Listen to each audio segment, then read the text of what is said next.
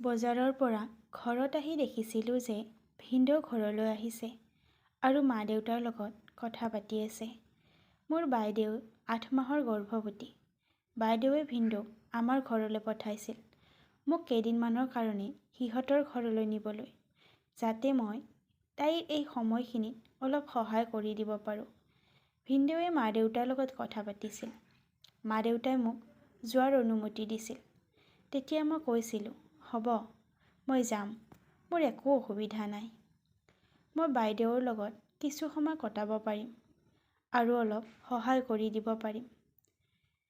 তেখেত অহাৰ পৰাই মোলৈ চাই আছিল আৰু মই তেখেতৰ চকুত চাই মোৰ এনেকুৱা অনুভৱ হৈছিল যে ভিনদেউৰ ফিলিং মোৰ প্ৰতি কিবা বেলেগ আছিল। ভিনদেউ দেখিবলৈ ইমান ভাল আছিল যে যিকোনো ছোৱালীয়ে তেখেতৰ প্ৰেমত পৰিব পাৰে। ভিনদেউ দুপৰীয়াৰ সময়ত গুৱাহাটীৰ পৰা আমাৰ ঘৰলৈ আহিছিল। আমি গধূলি বাছত শিৱসাগৰ বাইদেউৰ ঘৰলৈ যাম। সেয়েহে মই মোৰ পেকিং সোনকালে কৰি লৈছিলোঁ। মা দেউতাই মোক কৈছিল, শালিনী, বাইদেউৰ যত্ন ল'বা। মই হ'ব বুলি মোৰ লৰাই দিছিলোঁ। এতিয়া আমাৰ ঘৰৰ পৰা ওলোৱা সময় আহি পৰিছিল। তেতিয়া ভিনদেউৱে কৈছিল, শালিনী, আমাক বাছ ষ্টেচনলৈ আধা ঘণ্টা সময় লাগিব, গতিকে সোনকালেই আমি ওলাব লাগিব। তেতিয়া মই কৈছিলোঁ, হ'ব ভিনদেউ, মই সকলো পেকিং কৰিছোঁ, এতিয়া ওলালেই হ'ল। নাজানো কিয় মোৰ ভিনদেউৰ লগত কথা পাতিবলৈ লাজ অনুভৱ হৈছিল আৰু কথা পাতিলেও মই তলৰ ফালে চাইছিলোঁ। কিন্তু আমি সেইদিনা একেলগে যাব লগা হৈছিল। বাছত একেলগে 2টা ছিটত আমি বহিছিলোঁ। ৰাতি হোৱাৰ বাবে বাছতেই মোৰ টোপনি আহিছিল আৰু ভিনদেউৰ কান্ধতে মই মূৰ থৈ শুই গৈছিলোঁ। মই তেখেতৰ কান্ধত মূৰ দিয়াই তেখেতে অলপ মোৰ ওচৰলৈ আহিছিল, যাতে মই কষ্ট নাপাওঁ। হঠাৎ গাড়ীৰ জোকৰণিত মোৰ টোপনি ভাঙিছিল। তেতিয়া ভিনদেউৱে কৈছিল, শালিনী, তুমি শুই যোৱা, মই অলপ দূৰত বহোঁ। তেতিয়া মই কৈছিলোঁ, নালাগে ভিনদেউ, আপোনাৰ কষ্ট হ'ব, এতিয়া শুই নাযাওঁ। তেখেতে কৈছিল, তোমাৰ টোপনি আহি আছে, শুই যোৱা। তেখেতৰ কথাত মই শুইছিলোঁ আৰু মোৰ সোনকালে টোপনি আহিছিল, কিয়নো ঘৰত দিনত মই অলপো জিৰণি ল'বলৈ সময় পোৱা নাছিলোঁ। টোপনিত মই ভৰি দুখন ভিনদেউৰ কোচত উঠাই দিছিলোঁ আৰু তেখেতে মোৰ ভৰি মালিচ দি আছিল। আমাৰ ওচৰৰ ছিটৰ মানুহে আমাক নতুন স্বামী স্ত্ৰী বুলি ভাবিছিল, কাৰণ আমি বেছি কথা পতা নাছিলোঁ আৰু ভিনদেউৰ আগত মোৰ লাজ অনুভৱ হৈ আছিল। আমি প্ৰায় 2 বজামানত বাইদেউৰ ঘৰ গৈ পাইছিলোঁ। ঘৰ পোৱাৰ লগে লগে বাইদেউৱে মোক সাবটি ধৰি কৈছিল, আহোঁতে একো অসুবিধা হোৱা নাইতো? মই কৈছিলোঁ, নাই বাইদেউ, ভিনদেউৱে মোক একো অসুবিধা হ'বলৈ দিয়া নাই। বাইদেউৱে মোক তাইৰ ওচৰৰ ৰুমটোতে থাকিবলৈ দিছিল আৰু ভিনদেউৱে মোৰ সকলো কাপোৰ ৰুমত থৈছিল। বাইদেউৰ গৰ্ভৱতীৰ 8 মাহ সম্পূৰ্ণ হৈছিল। সেয়েহে মই ভাবিছিলোঁ, কাইলৈৰ পৰা ঘৰৰ সকলো কাম ময়ে চোৱা চিতা কৰিম। ঘৰত কেৱল বাইদেউ আৰু ভিনদেউ থাকিছিল। ৰাতি গৈ পোৱাৰ পিছত বাইদেউৱে আমাক প্ৰথমতে চাহ আৰু অলপ পিছত ভাত খাবলৈ দি কৈছিল, শালিনী, তুমি এতিয়া শুই যোৱা, অহাকালি আমি ভালদৰে কথা বতৰা পাতিম। মই ৰুমৰ ভিতৰত গৈ ভাবিছিলোঁ, এতিয়া মোৰ কাপোৰবোৰ বেগত এনেদৰে থাকক, পিছত ভালদৰে থ'ম, এতিয়া শুই থাকোঁ। কিন্তু যেতিয়াই মই শুবলৈ চেষ্টা কৰিছিলোঁ, তেতিয়াই মোৰ মনলৈ ভিনদেউৱে ভৰি মালিচ কৰি দিয়া কথাবোৰ আহি আছিল।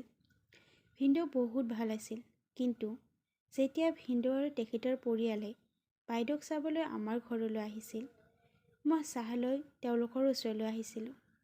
তেতিয়া ভিনদেউৱে মোৰ ফালে চাইছিল। মই এটা মিচিকিয়াই হাঁহি দিছিলোঁ আৰু তেতিয়াই মই প্ৰথমবাৰৰ বাবে তেখেতক দেখিছিলোঁ আৰু তেখেতে মোক বাইদেউ বুলি ভাবিছিল।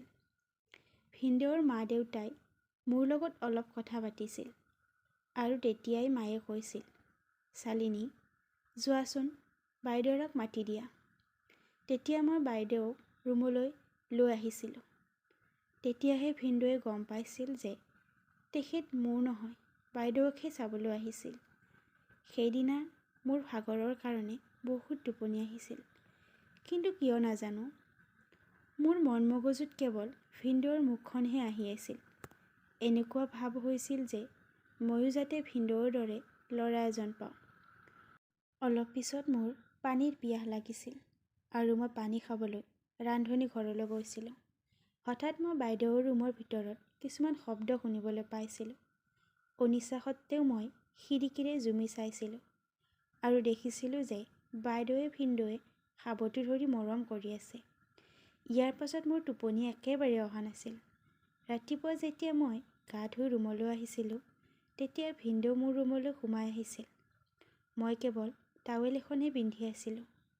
ভিনদেউ মোৰ ওচৰ চাপি আহিছিল আৰু ময়ো তেখেতৰ ওচৰ চাপি গৈছিলোঁ। কিন্তু হঠাৎ তেখেতে কৈছিল, মোক বেয়া নাপাবি। মই দুৱাৰত টুকুৰিয়াই নিদিয়াকৈ ভিতৰলৈ সোমাই আহিলোঁ। তোমাৰ বাইদেউৰাৰ গা বেয়া।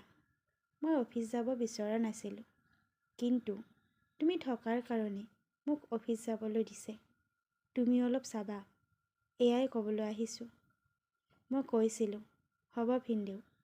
তাৰ পাছত মই বাইদেউৰ ওচৰলৈ আহি বাকী থকা কামখিনি কৰিছিলোঁ। ৰাতি ভিনদেউ যেতিয়া ঘৰলৈ আহিছিল, মই বাইদেউক সুধি তেখেতৰ পচন্দৰ সকলোবোৰ বনাইছিলোঁ। ৰাতি আমি তিনিও একেলগে বহি ভাত খাইছিলোঁ আৰু ভিনদেউৱে মই বনোৱা সকলোবোৰ খাই খুব ভাল পাইছিল।